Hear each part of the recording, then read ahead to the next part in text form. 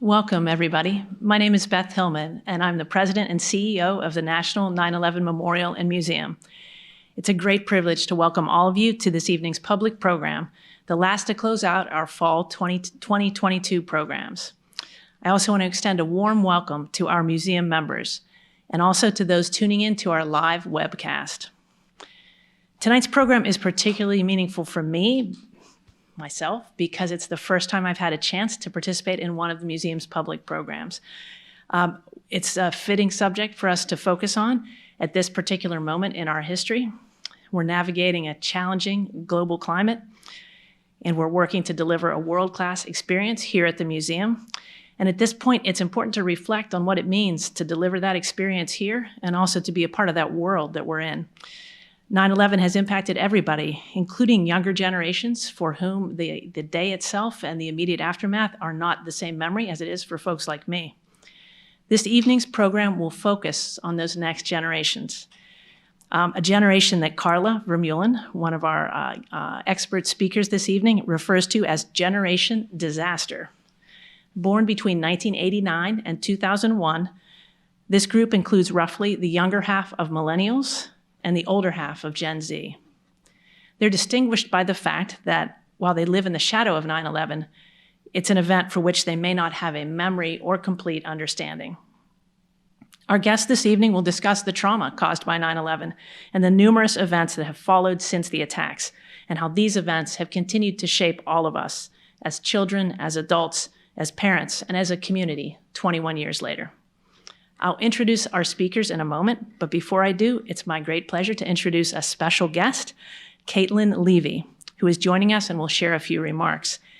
Caitlin was 10 years old on 9/11 when she lost her father, FDNY Lieutenant Joseph Gerard Levy.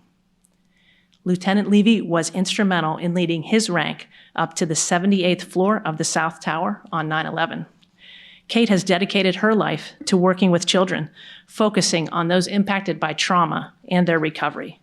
She has an undergraduate degree from New York University, a master's in education and policy from Loyola Marymount University, and a second master's degree in mental health counseling and wellness from NYU.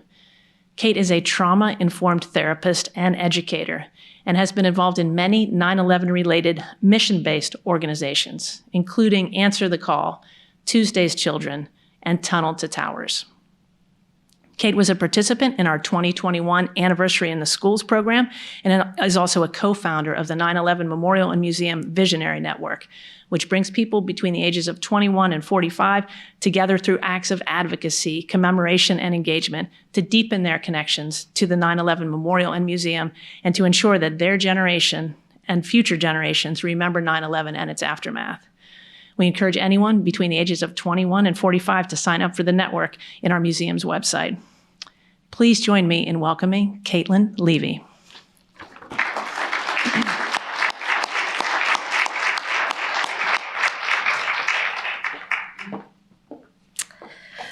Good evening. I would like to thank the 9/11 Memorial Museum for hosting this evening's program, which will examine how 9/11 and subsequent traumas have shaped today's emerging adults.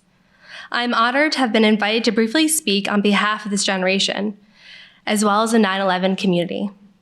As Beth mentioned, I was 10 years old when my father, FDNY Lieutenant Joseph Levy, was killed on 9/11. I'm one of approximately 800 children from the FDNY who lost a father that day.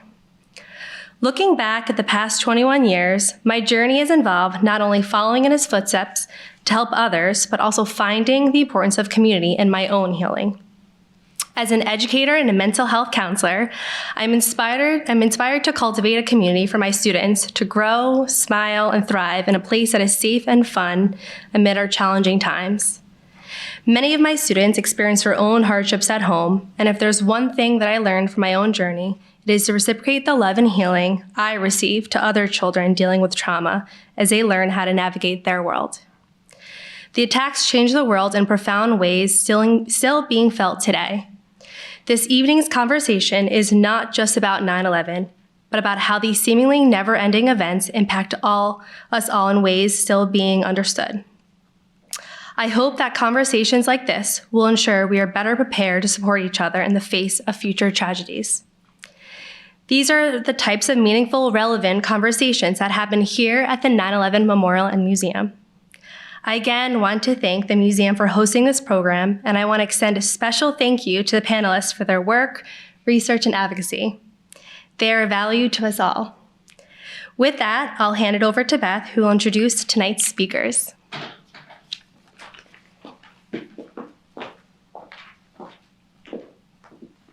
Thank you, Kate. We're inspired by everything that you've done, and I'm grateful you could join us tonight. We're also privileged to be joined by three panelists who will share their informed perspectives this evening with us. Dr. Karla Vermeulen is an associate professor of psychology at the State University of New York at New Paltz, where she also serves as the deputy director of the Institute for Disaster Mental Health. In addition to training disaster responders and trauma workers from diverse backgrounds, including mental health and healthcare professionals, educators, first responders, museum professionals, and librarians, she teaches undergraduate and graduate courses on disaster mental health, grief counseling, and lifespan developmental psychology. Her research on the impact of multiple stressors on emerging adults is the subject of her third book and the basis of this evening's discussions, Generation Disaster, Coming of Age Post 9/11, which was published in 2021 as part of the Oxford University Press Emerging Adulthood series. Our next expert is Florence Buchanan, a director and storyteller. On the morning of September 11th, 2001, Florence's two young children were inside PS 234 in Tribeca, 4 blocks away from the Twin Towers. Florence was in the schoolyard with other parents when the first plane flew low over their heads. Miraculously, no one at the school was hurt that day. 10 years later, prompted by a post-9/11 anti-Muslim sentiment, Florence wondered if a good public education could help make a person more tolerant. On September 11, 2011, 10 years after the attacks, a group of teenage alumni, including her daughter, planned to visit PS 234 to commemorate the 10th anniversary of the attack. Florence decided to find out what they were thinking and film them. Right there, a short film about tolerance, screened at multiple festivals, and won Best Short Documentary at the Richmond International Film Festival and is in this museum's permanent collection. Filmed 10 years later, Right There, Part 2, features 6 of the same individuals now in their 20s. The short documentary is a commentary about the passage of time, trauma, and the immeasurable value of education. In addition to directing documentary shorts, Florence consults on storytelling for companies, nonprofits, and individuals. She's also written a television pilot, Don't Call Me Mrs. Hemingway, about Martha Gellhorn, the only female war correspondent to land on a D-Day beach. Florence serves as board chair and communications director of Unite for Health, a maternal health NGO in Cameroon, and serves on the board of 3 Generations, a human rights advocacy nonprofit that uses the power of storytelling in film. And our third expert on our panel is Jenice Lyla Walford. She was one of those PS 234 students that Florence interviewed for both of her documentaries. She is a recent graduate of Hunter College and is currently enrolled in the Bank Street College of Education through the New York City Teaching Fellows Program. Jenice is presently a 9th grade learning specialist, serving with the New York City Department of Education. Excited to serve in the public school system, she focuses on creating an uplifting and inspiring learning experience for her students and colleagues.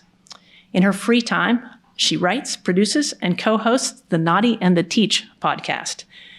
Thank you all for joining us this evening. Thank you to Kate Levy, and thank you to our expert leader and moderator this evening, our Senior Vice President for Education and Public Programs, Noah Rauch.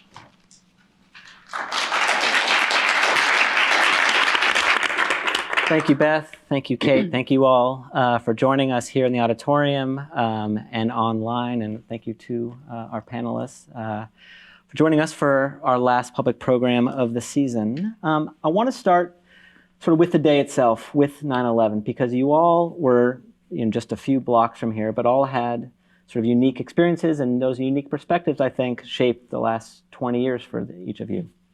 So Jenice, we'll start with you. If you could just sort of recount what it was like being at school, in elementary school that day, and then in the days and the weeks afterwards.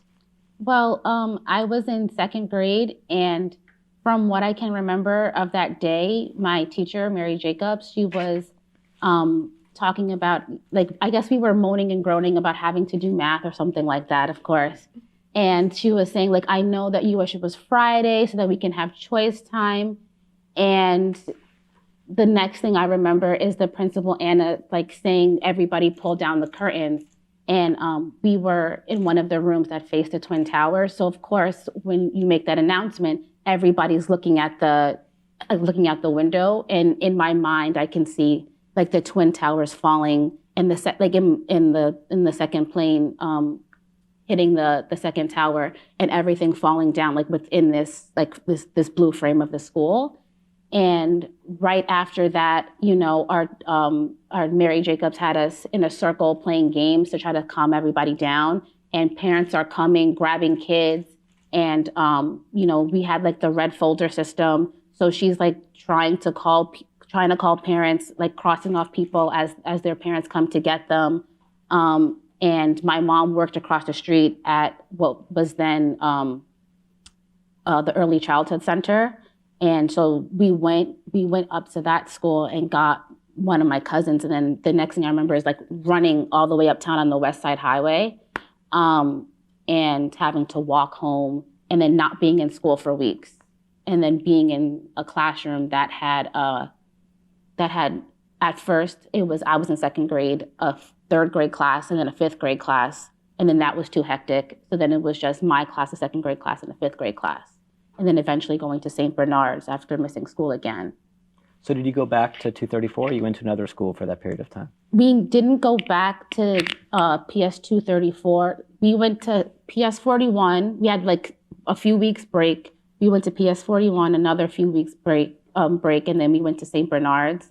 And then I don't think we went back to the school in Florence. You probably remember better than I do, like until like I think May or June. It was like almost the end of the year. I thought it was April maybe, but April, May. It was a big event going back. It was a big part of their time when they were separated from the actual building to be sort of, how long is it till we're going to get back? And you know, how do you feel about going back? I mean, it was very important to get back to the premises. Yeah. We had a calendar at St. Bernard's, like right when you walked in, and at the bottom it said, we're going home. And it was like literally Bernie, one of the school aides, he would cross the day off in a big red marker, and it was like everybody was waiting to go home, you know?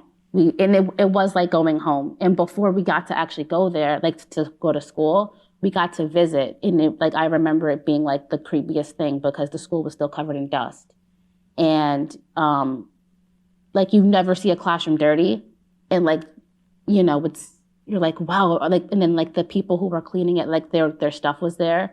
So it was like if you've ever moved away from home and then you go back to visit and the people who live there now like rearrange the furniture, paint everything different, and you're like, why would you do that? Like, you changed my home. It's very weird.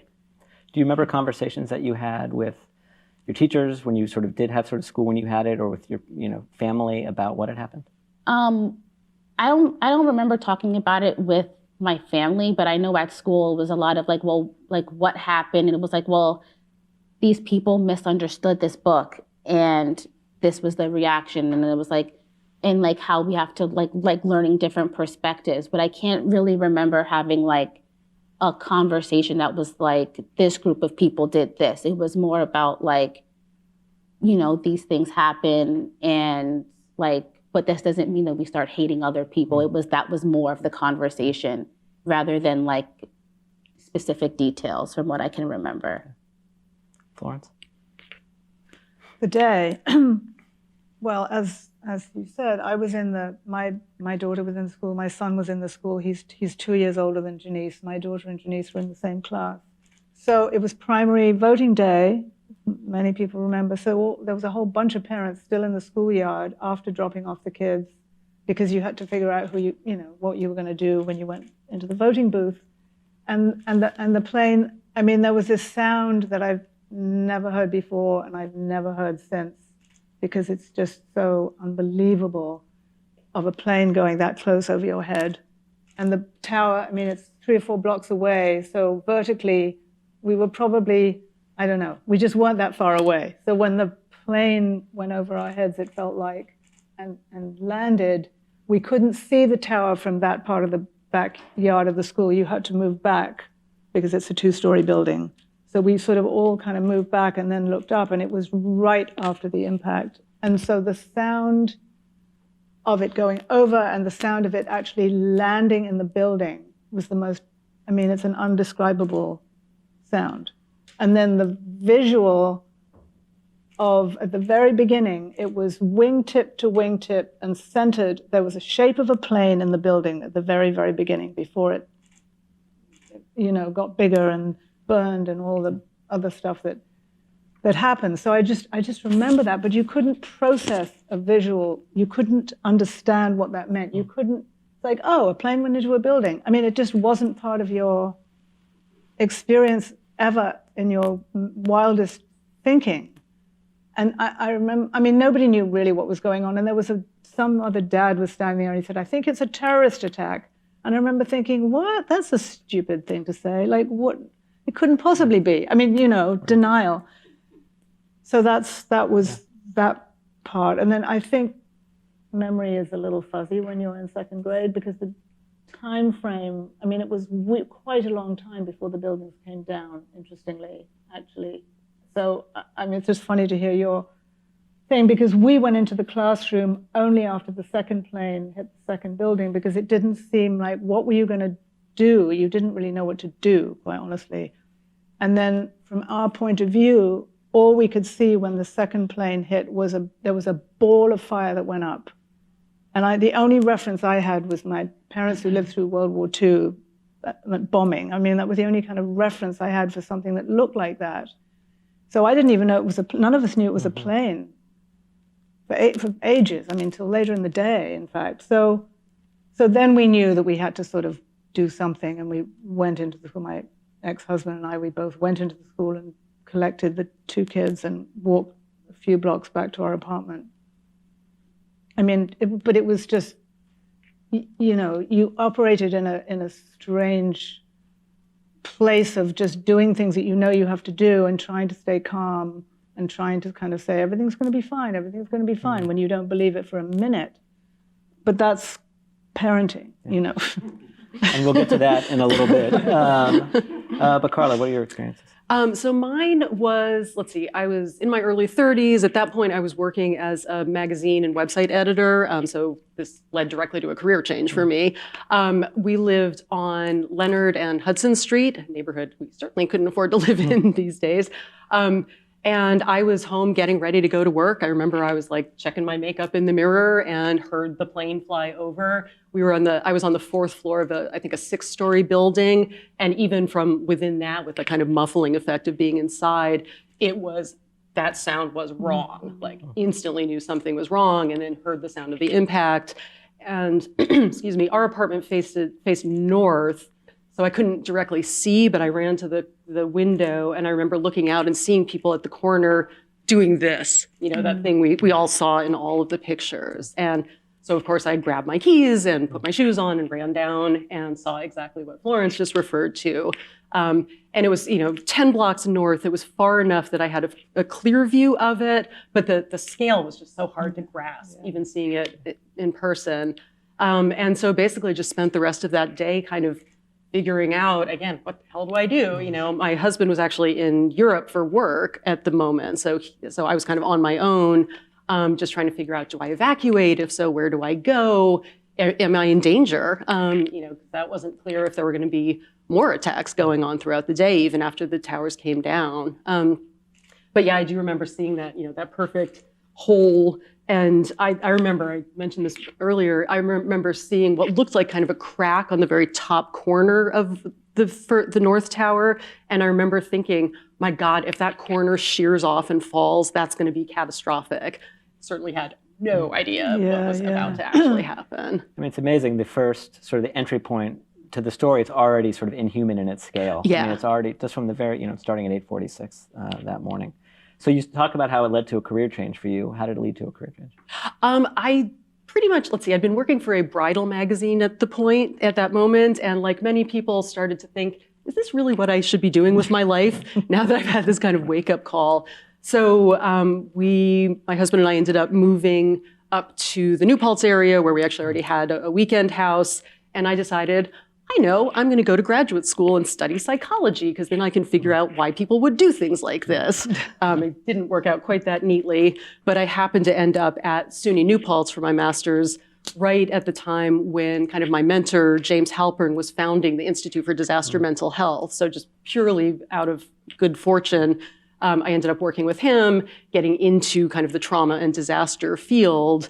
And then as I started teaching, I went on for a doctorate, went back to, became a professor, and started getting into kind of what you alluded to before, this notion of when I started teaching, it was about 10 years after the attacks. And so the students had memories of it. They were children's memories. They had been around 10 or so at the time of the attacks, but they remember being picked up at school or waiting to be picked up and not understanding what was going on. And then, of course, the funny thing, all the teachers in the room know this, you keep getting older and the students stay the same age. And so as time passed, we were getting farther and farther away. And so now, of course, my students are 20 years old. They were not even born at the time. So I started kind of thinking about, what is that changing effect on them? And then what is everything else that they are dealing with? So even if they didn't have conscious memories of 9/11 itself, it certainly did shape the environment that they grew up in, along with all the other stuff I talk about. Well, let's talk about the book. And I have to say, this is an academic book, but it is incredibly readable and written sort of conversationally. I could even understand it, so thank you for that. So obviously, generation disaster, and Beth sort of spoke about sort of how you define that. But if you could sort of talk about who this group is and sort of why you set those parameters around those age groups. I was born in 1979. I've lived through all of these things too, but there's a distinction there. So if you can just talk about that. Yeah, so I mean, and I will acknowledge, all generational labels are arbitrary, apart from the baby boomers, which is actually a demographic shift. Everything else, Gen X, Gen Z, what does that actually mean? So I figured I'm going to make up my own generation, because why not? Because what I was seeing kind of in the group that were emerging adults at the time, I was really starting to focus on this research. So emerging adulthood is basically 18 to 29. And so I just started thinking about, okay, yes, so they've had some effects of 9/11, but there's so much else that they've been dealing with. I mean, climate change, which is really like an existential threat to everybody. School shootings. I mean, the fact that, I always feel weird saying this, but school shootings are really, really remarkably much rarer than we seem to think that they are. The chances of any one student actually being involved in a school shooting is very, very small. And yet, when these events happen, they get so much attention. And now these events get live streamed. So, just that threat, that going through lockdown drills from kindergarten on, I think that really shapes kind of threat perceptions for this generation in a way that I certainly never thought about that as a reality. And then the political divisiveness and the impact of the Great Recession on their families and the post 9/11 wars. And then all of this being thrown in everyone's faces with 24/7 media and particularly social media. So, yes, every generation has had their own stressors, but my kind of premise is that there hasn't been this kind of cumulative load of simultaneous stressors exacerbated by the presence of media that just makes it unavoidable. It's interesting that you started teaching roughly 10 years after you were saying, and that's sort of when the film came about. And so I'm curious actually, and if we're going to play a clip in a second. We'll play clips sort of throughout the evening.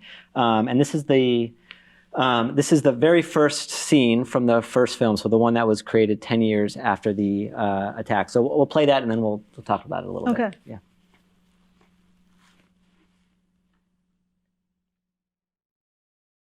My name is Octavia. On 9/11, I was in my classroom at PS 234. It's about 3 blocks from the World Trade Center.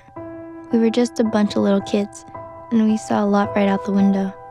On 9/11/11, the 10th anniversary, we came back to the classroom. They all wanted to film it, and I just thought they were so stupid. It was a huge cloud of smoke coming at you, and they just were stopping to take photos. All I could see was the sun, and I saw sort of like smoke belling out of the sun, and my first thought was like, oh no, the sun's on fire. Sitting in this corner, my mom and one other mom burst in, mumbling something about a plane. They didn't make any sense. They hit the town, they were going like that. And then like a little kid, kind of wild kid of the class, just screams, and he called his dad by his first name, so he just started screaming, Oswald, Oswald.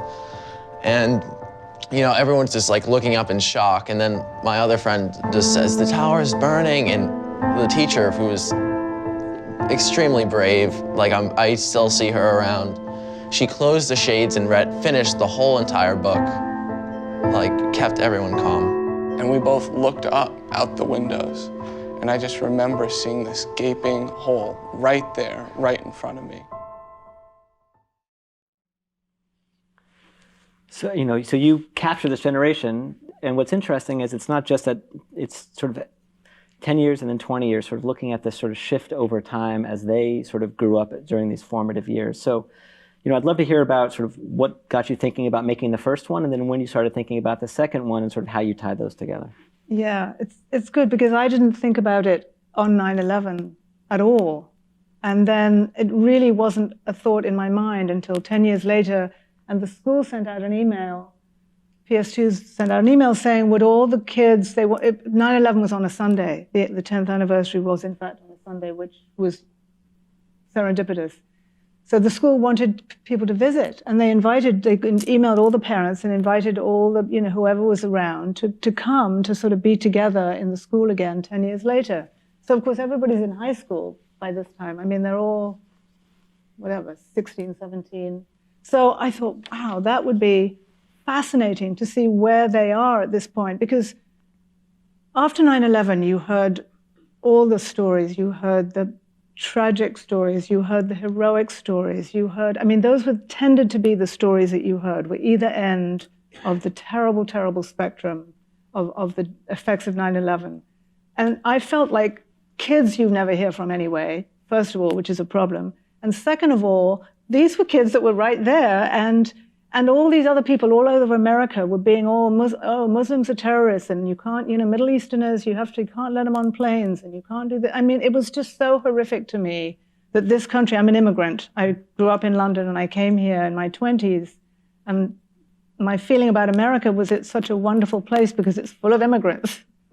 And suddenly it wasn't a wonderful place to be an immigrant, and especially if you had any kind of, you know, dark skin, dark whatever complexion. And I just thought, this is so not the America I signed up for. And I just knew, I mean, I knew my daughter and I knew my son, and I just knew that they didn't think that way. And I thought, there must be a connection between the school they've been at and living in the city, clearly is a factor. But let's see what they think. You know, let me ask them. And it was very open-ended. And I just managed to we shot the entire thing on that one day on 9/11. We got 14 kids. We had cameras set up in a classroom that I did the interviews. I had another very talented photographer do sort of portrait-y shots of them in the hallway.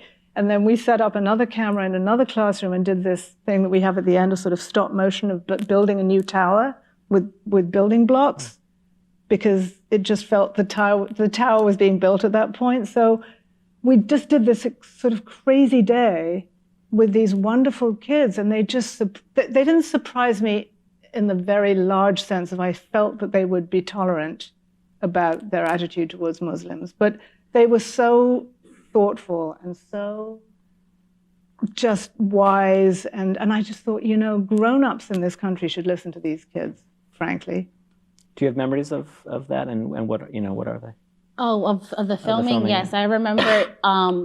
It was odd, you know, being back in the school because I hadn't been there in so long, and then like we were in the art classroom, and the teacher who was there, it had turned into a regular classroom, so like it was like, oh wait, like this is so different. I remember what it used to be, and like that was also the first time I had seen Florence in a long time, and she was one of the people I worked closely with in elementary school, so that was nice. And then like, you know, like, so it was like you're talking about something sad, but it was almost nostalgic because at the time for me, it still felt so far away and something that I like understood but didn't really understand as a teenager.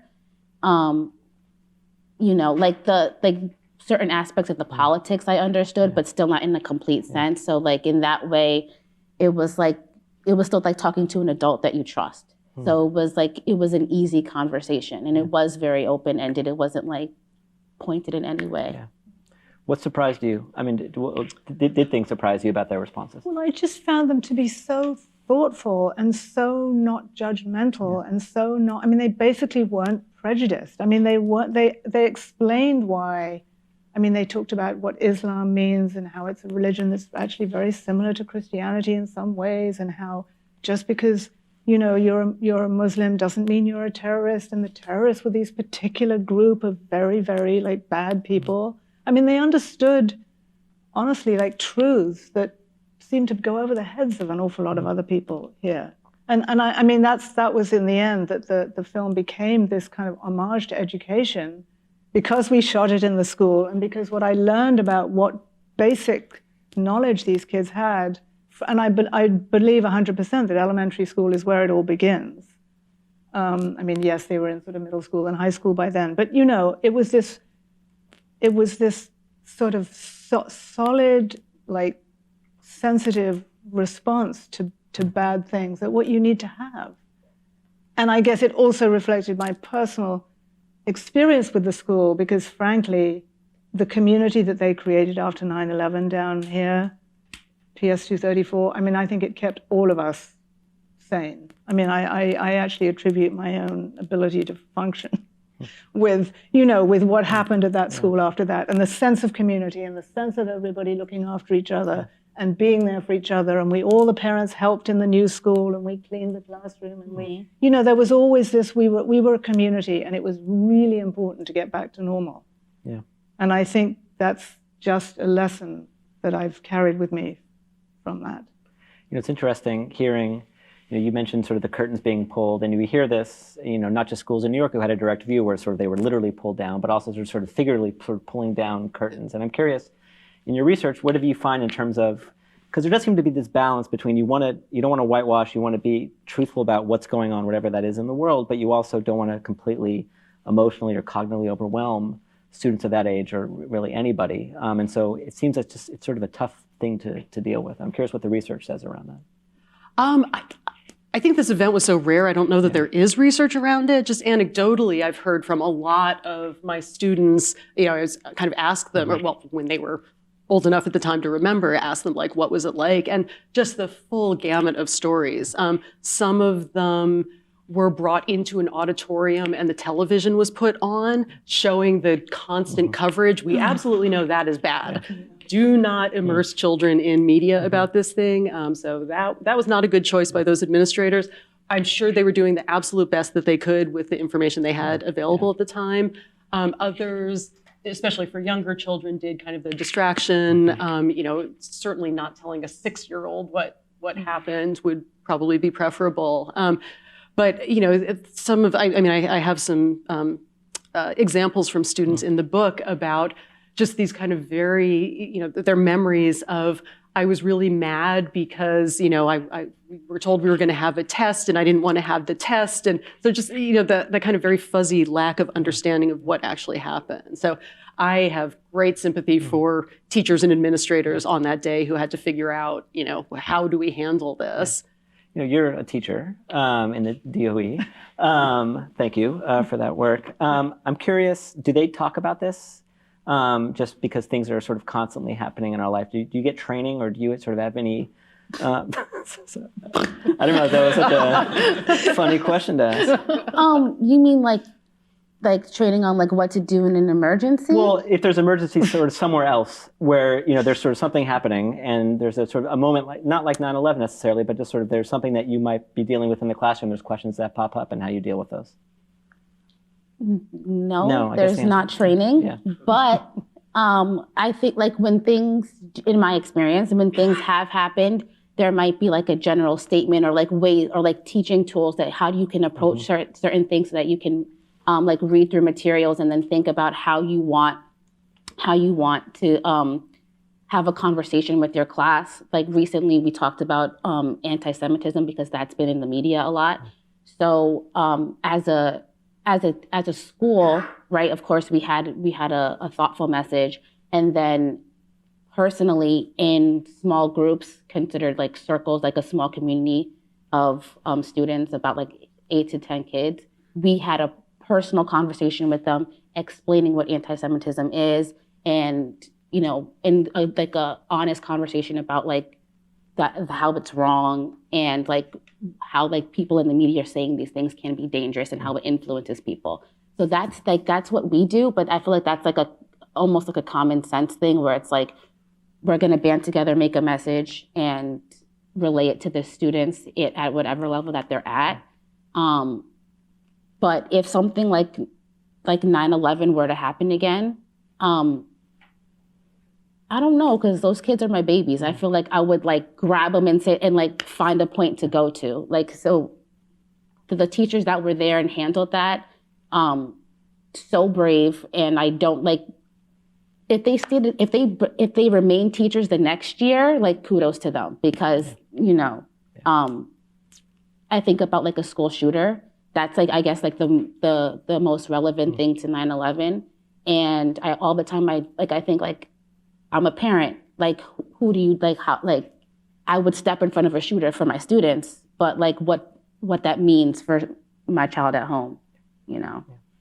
Well, go ahead. Oh, I was just gonna add, like now, especially that every kid has a smartphone, I mean, educators don't even have the opportunity to be gatekeepers of information. Mm-hmm. They can't, they can't shield students from getting that information directly, and that is potentially highly traumatizing as well. Well, I do want to get to the media aspect in a minute, but before, I want to sort of ask you about your research and sort of what you found about all these sort of cumulative stressors over time and what that does to this generation.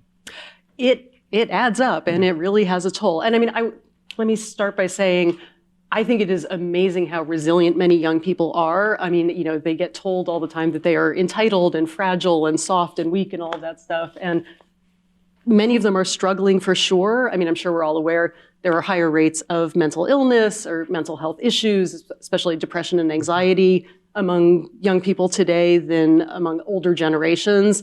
But I mean, to me, that's kind of a realistic response to the world that they are actually living in.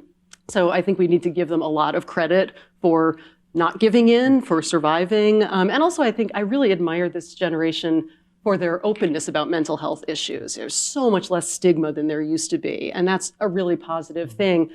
In this weird way, in a sense, I think that kind of fuels perceptions that there are higher rates of mental illness or mental health struggles, partly just because people are so open about them. So they're not suffering in silence the way my generation used to, for sure. But I think that kind of distorts perceptions in a way of what they are, you know, their ability to be resilient, their ability to cope. Well, what struck me about both the book and sort of the film is just how, and you both have spoken about it, just observant and reflective and just articulate these emerging adults are. And so I actually want to play another clip. Now we're going to see Jenice. So if you can play clip 2, please. Since I was so young, I didn't have like a preconceived notion of what the world was. But now I know that like it's not like completely peaceful. Like, you know, things do happen like that. Like attacks do happen. I didn't really know why they did it. I just knew there was an evil guy who destroyed my city. You know, you make this really great point, and something I've actually thought about a lot during the pandemic of just, this is now a world where this can happen. You know, this sort of realization that this can happen. And so I just thinking through, I have a 6-year-old now, but she was 3 when the pandemic started, and just, you know, we did our best to create this cocoon in those, especially sort of the early days, but I just underestimated how shocking it is that now this is something that can happen in her life in a way that never was, you know, for me. And so I'm just, you know, if you could speak to that sort of realization, sort of coming to that. Well, I think, like, I don't know, like you're saying, like, I don't know a life without 9/11, like, not, at least not a working memory. And I don't know, I think, like I live in a world, at least for me, maybe this is me being, like, paranoid or anxious, where I can be sitting at a cafe and there can be a drive-by, or I can be, like, I can be anywhere and that can be my last moment. And not in a way where it's like live every day like it's your last, but like you live every day as every day, because you never know when it can happen, and the world keeps moving, and you can't be, I guess, like, you can't be frightened, just to have like that normalcy of life, just to put your pants on one leg at a time. Yeah, I was just going to say, I think it's interesting because, I come from Europe, so I grew up in London where, my parents lived through World War II. So I think I have a little bit of a different perspective than people who just grew up here and haven't lived anywhere else, because America's this sort of sacred land that nobody ever did anything here before. That was the biggest problem with 9/11. Yes, the 1993 thing in the Twin Towers, but it's really was it was massive, but it was sort of like the first. Yeah. And so, the rest of the world, I think, sees it a little differently. And it's also, as you said, what you grow up with is what you grow up with. It's not like, oh, well, I wonder what my life would be if I didn't, do this. Or, I lost my mother when I was young. Like, oh, what would my life have been if my mother hadn't died when I was 13? I have no idea.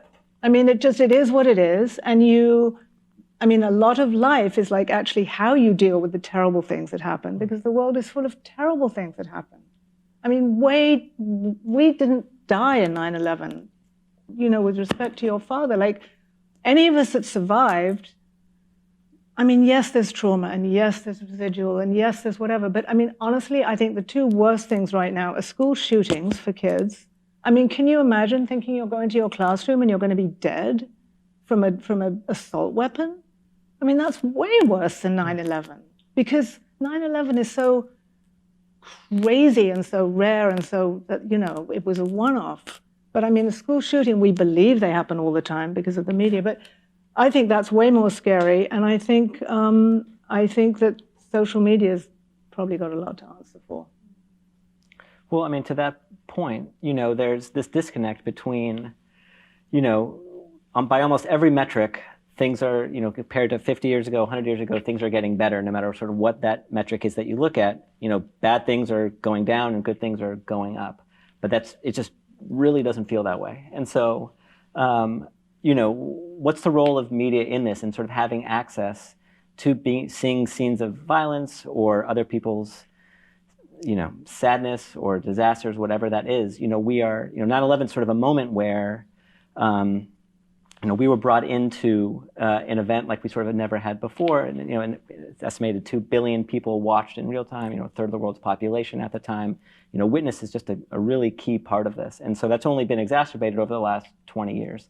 And so, I'm just sort of curious, sort of how that plays into this generation's sort of expectations, sort of what they've gone through, the stressors and expectations for the future, and sort of then what can we do about that? Big questions. Big question at 14 minutes to go.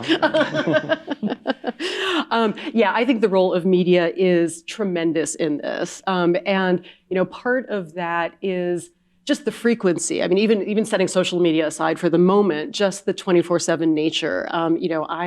When I was a kid, it literally was, you got a newspaper a day. You had, access to the radio, but, maybe you watched the 5 o'clock news and the 11 o'clock news, and then you just didn't think about this stuff in between. You didn't have a device in your pocket that you could constantly be doom scrolling through, just getting these constant reminders. So I think just the inability to just kind of, I think it's important that people pay attention to what's going on, but okay, process the news and then go back to whatever you were doing apart from that. So I think that's an issue. And then with social media in particular, I'm not entirely anti-social media. I think it allows people to express themselves in some really creative ways, to certainly access information and make connections that they could not have done without the technology. But just a couple of the issues, certainly the kind of social comparison stuff. This is not so much disastery, this is more Kardashian-y, but constantly comparing yourself. Constantly comparing yourself to, other people's perfectly curated images, which are not the reality of their existence, particularly for adolescents. Probably your students probably go through that a lot, I'm sure. And then just the other thing that I think is very problematic is what everyone feels about professional journalists. They generally are trained to kind of filter images or to, think about what they are putting out there. Who's going to be exposed to this? Who's going to see this image? How might that impact them? And now that people can do the whole kind of citizen journalist thing. There isn't that training, there isn't that thinking. And so people will live stream or send out images that are really traumatizing for other people. And I don't think they're intentionally usually meaning to do that unless they are a school shooter screaming what they are doing or something like that. But just not thinking that. And I don't want to get away from the positive side of that, all of the exposure to police violence against people of color. That's a very positive use, ultimately, even if it is traumatizing to watch some of those images. But it's just, I know that's a long-winded answer to this. You work in media. I mean, how do you think about this in your own work? Well, I think the trouble, it's a very big discussion. I mean, the trouble in a way with the media is like, yes, we've got all this media, but actually now we live in a world where people don't all get the same news at all. So it's really the biggest problem with this country, and it's not just for kids. It's for, first of all, kids don't read newspapers, nor do they look at them online. It's not about the paper itself, it's about the journalistic source. People don't look at that anymore. I mean, and then there's, TV's gone away, cables, forget it. I mean, I don't know. I mean, I actually don't know where Octavia reads the news. I mean, my son, when he was in high school, he's now 29, so he's in our generation. He had in ninth grade, he had a history teacher. And the history teacher said, you have to read the front page of the New York Times every day because this is history in the making. Now, nobody has that anymore. I mean, nobody's reading the front page of the Times. I mean, I am because I get it, but I mean, people aren't. So I feel like that's another problem, is that the sources are not professional. Right. And I certainly see among even my college students, many of them don't have the ability to judge credibility in their sources. It came in my Instagram feed, or I saw it on TikTok, therefore it's real. Right, exactly. Yeah. Well, I'm curious, we have, in the time that we have left, I have another question, and then I have a lot more questions, but I'm going to ask you one of them, and then we'll open it up to the audience to ask some questions as well. But, what makes you sort of most hopeful about this generation? And I think part of that is sort of, what do you think people get wrong about this generation? Lots. And then lots. And then what makes you most hopeful? I think what people get wrong is, it's the kids today thing. Every older generation judges the next generation. And I don't know if that's because they resent the freedoms that they have, or, whatever the psychological causes of that are. But I think, people, because what I said before, partly that members of this generation are so open about mental health issues, and they stand up for what they think is right. And so they often get characterized as being whiny or entitled, or all of those other negative characteristics. I think that they are incredibly energetic. I think that they have a real sense of righteousness, and not self-righteousness, righteousness. Some of them can be very kind of black and white in their thinking about the world, but I think a lot of them just really want to affect change. And I think that they are really, really mad at older adults, and I think they have the right to be. I mean, just take climate change alone, the world that we have handed them. Young people have every right to be furious about that. And so the fact that older adults don't like them standing up and making noise about it, well, that's on the older adults. That should not be on the kids. Florence? Yeah, I mean, I agree with you. I think kids, younger people have an incredible energy. They have incredible awareness of the world, and they really do speak out for things that are wrong. I mean, all the gender thing going on now, that would never have happened. It never happen before. But I mean, I just feel like they care enough, and they have energy, and they do understand technology and the use of it. I mean, they'll be evolving with the technology, and they'll figure stuff out that we couldn't even dream of, because they've got skills that we didn't have at the beginning, at their age. And I feel like I'm very hopeful. I mean, I just wish they'd take over the world sooner, frankly, because we're not doing Jenice, such a let's great go. job. Well, I am incredibly helpful. I know that with my students, when there is something that they're passionate about, they are deeply passionate, and they will think through, all of the arguments, the counter arguments, to ensure that what they're passionate about is right and not fair but equitable for everyone. And they can think through all of the different elements of something. we recently did an essay, and an in-depth essay on the documentary 13th by Ava DuVernay, and the criticality that of their and how they thought about what she was arguing and how she was arguing it, and why mass incarceration is wrong and how it affects society. When they are passionate and when they learn something and they latch on, they know how to run with it, and they're thinking of things of how to change the world and how to, they can see a better future, and they don't see it as radical, which I think is very important, because everything feels radical until it's done, but just that idea that it's not radical for them, change is just change, is something that I think should give us all hope. Yeah. Cheers to that. We have time for a couple questions. So if you have a question, please raise your hand and we will bring a microphone to you. William, please wait for a mic. Thank you. I recall being in 8th grade on November 22nd, 1963, when John F. Kennedy was assassinated. I remember what happened.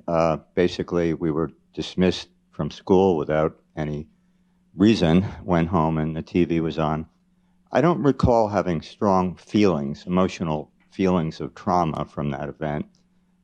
Could you comment on the effect of trauma on, say, mature adults as compared to children or young people, teenagers, the difference? Sure. So that's a very complicated question to try to respond to. I mean, trauma is trauma essentially, but adults have a different kind of understanding of what happened. Adult, your parents probably had a different level of attachment to JFK than you might have had as I'm sorry, I don't remember how old you said you were at the time. 8th grade. Okay, so I mean, you would have had one perspective on that. For children, what tends to be traumatic is more what impacts them personally and directly. So, losing a family member at that age would be probably even harder to deal with for a young person than for an older person. I hate to even get into comparing, what's harder or less hard. But of course, children just don't have the cognitive understanding necessarily to process things. And in some ways that might be protective, but in some ways that also means they just kind of can't grasp it. I mean, there were some studies right after 9/11 that found that kids who were seeing the attacks over and over on television thought it was happening over and over again, which is another of the reasons why we need to protect children from media when bad things are happening. Doesn't mean we lie to them about what's happening, but just not having that kind of constant exposure. So it's hard to really answer fully, but I mean, another factor is for traumatic experiences or losses that young children experience, often they will kind of revisit those at later stages in life. So, what you experienced as a 12-year-old, then maybe you revisit as a young adult and then a middle-aged adult. So you're kind of reprocessing it and what that really meant to you. So, thank you. You're welcome. Another question. In the back.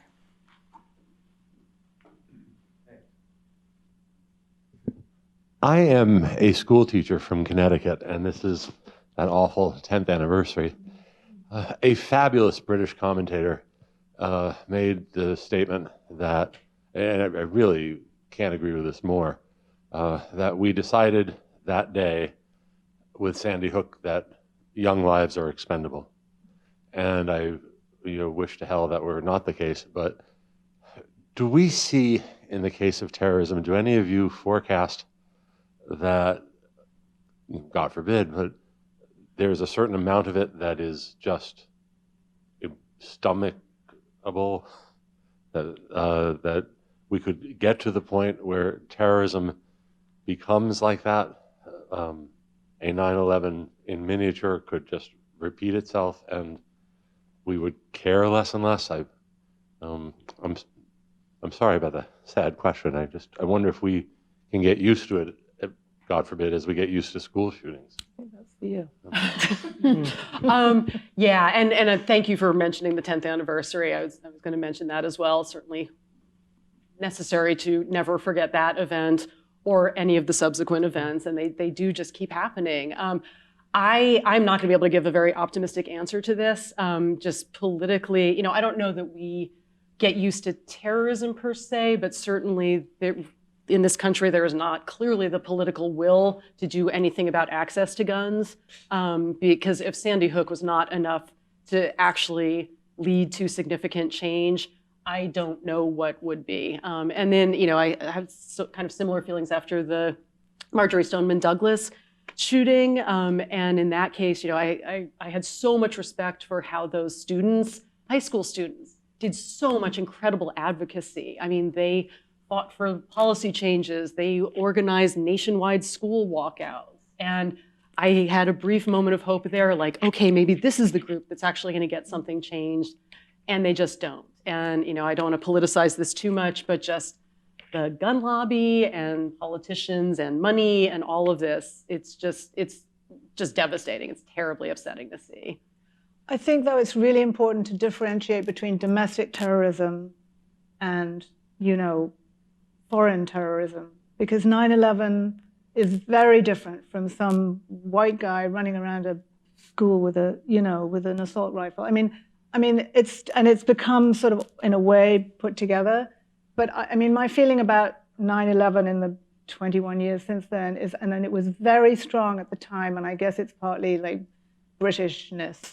But, you cannot let the bastards win. I mean, terrorism is meant to terrorize you. And the minute you give into it and you say, oh my goodness, I'm not going to do anything in my life because I'm so scared. I mean, obviously, for many years right after, we were all, is that plane going to fly into that building, Mom? My kids would ask me, is that plane going to fly into that building? And honestly, you say, oops, you say no, but in a way yourself, you don't actually know that that's true, right? So we were all terrorized in many ways and traumatized. But I think you have to not, changing your life because of an event like that, I didn't want to do it. We stuck together, the school stuck together, we carried on, we got ourselves back. I just think that's really important, and it's different from school shootings because it's a different kind of threat. But we have to be careful, and the one we can do something about, we're not. So that's the problem. Well, we have time for one more question. Thank you for an incredible presentation and your willingness to talk about such a traumatic event. I remember back in some of my studies in psychology, concept of generational trauma. And you never mentioned that, and I'm not, but you are, by nodding, I guess you're familiar with it. I have worked always in neighborhoods that are in which my students are subjected to a tremendous amount of gun violence, not inside the school, but outside the school. And there is this concept of generational trauma. And I was wondering, does that apply to kids that witnessed 9/11 or some of the other stresses that you were talking about? Will this carry on from generation? Will their children also carry some of the trauma that they experienced in the way in which they grew up? Yes. Yes, I don't mean to be glib. Absolutely. Going through an experience at a formative, well, I feel like I should actually have Jenice answer this. What's your thought on this? Well, I definitely think, I have a 3-year-old at home. I definitely think that there's certain aspects of my life where are very trauma-informed from 9/11. So I think more so than other parents that I know, when it comes to my daughter, holding my hand when we're going places, or how close she is to me if I can see her, she knows, right? If we are outside, she cannot let go of my hand. She needs to be attached to me in some way. She knows that. That's not something, she never tries to run away from me because she knows, I tell her, you're giving mommy anxiety. You cannot be away from me. There's no other way for me to relay that message. So if we're on the bus and she's trying to change seats, she'll say, mommy, are you anxiety? And I'm like, yes, sit next to me. She knows. And that's from 9/11. In my mind, I know it was probably 10 minutes from, or even less than, from my mom getting me from after the planes hit. But she can't be away from me. She needs to be where I can see her, access her, and that's just something that she knows. So I know that's probably something that she will then have if she decides to have kids. And I know when we premiered the documentary premiered in Tribeca, at that point I was carrying her birth certificate with me and my social security card and her card, because if something happened to me, you had to know that this was my child and we were a unit. I don't do that anymore, but that's how that affected me. It's only very recently that I've kind of let a little bit go, But I think actually your theory about parenting, how 9/11 affected parents is actually a very big topic. And that informs a lot about the generation we're talking about. Right. So some of the I think a lot of parents, because they had such anxiety and such trauma, became maybe somewhat overprotective, wanting to be constantly connected to kids. Think about, kids today are often kind of criticized that they can't individuate from their parents. They're constantly texting them and asking them for advice and things like that. Well, the parents have trained them to, because the parents are so anxious. They want to have, sometimes called the digital tether, kind of having that connectedness because of that fear of what's going to happen if they are separated. It's fascinating. We can talk about this for much longer than we have. Can I just say one thing, though? You Noah? may, absolutely. Because I think what's really important about this museum and what we're doing is actually creating a community around things. And that's what the school did after 9/11. I feel like that's what you are doing here. And the very fact that we're sitting here having this conversation, it's really important. And I feel like that's a very positive outcome for all of us, I have to say, the community came up multiple times in this conversation. We think about it a lot here at the Memorial and Museum, about the communities we have amongst ourselves and sort of externally facing as well, and sort of being a place where these conversations can happen and people can come together around these topics. And so that's a wonderful way to end the program, to end this season. I want to thank you all for coming. Just a quick reminder, if you are a New York State teacher and you are here and you would like some CTLE credits, please check in with any of the staff. I also just want to thank the team that puts these programs on. It is a lot of work that goes into these programs. So Geraldine, Tom, Henry, Joshua, Jose, and a lot of other people who work at this institution care a lot about it. And I could not work with a better team. So thank you all. And please join me in thanking our panelists. We will see you next year.